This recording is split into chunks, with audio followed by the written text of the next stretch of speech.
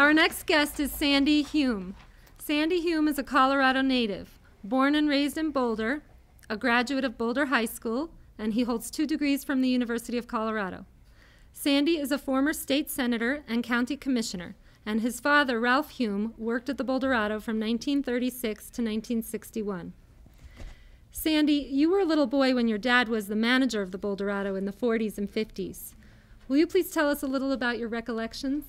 Actually, it was of him grinding away day in and day out every day to make the place work. And he had his shoulder at the wheel, as did the rest of our family. I was a kid at the time and was amazed at the spectacle of it all, but it was an amazing experience to see him at work. He was actually a bellhop before the war, and while he was also delivering groceries for the Pine Street market that my grandma Hume, our grandma Hume, owned, where they would deliver groceries in a Model A Ford and drag their feet to stop it because they couldn't afford brake shoes.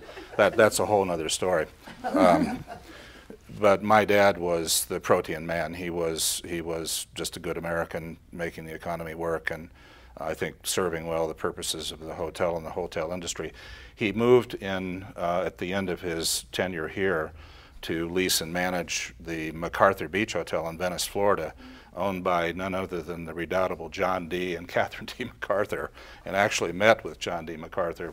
My Uncle Don and Dad did. And that's a whole other story again. The meeting with John D. MacArthur was unbelievable.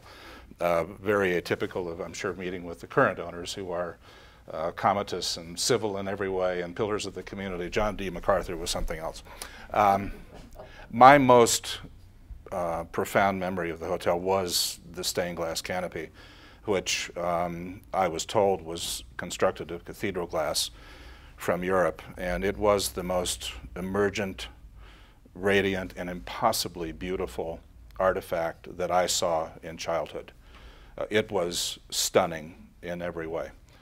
I was heartbroken when it no longer was extant in the hotel, but you know, all things, good things come to an end. But I would sit in the lobby of the hotel in the overstuffed chairs, probably next to the guys holding the Orange Crush, and so didn't know what to make of that. But it was just an amazing visual experience, and I'm a trained visual artist. I bear the light burden of that, of an academic career in the fine arts, but I think actually that experience influenced me as much as anything did in my formative years.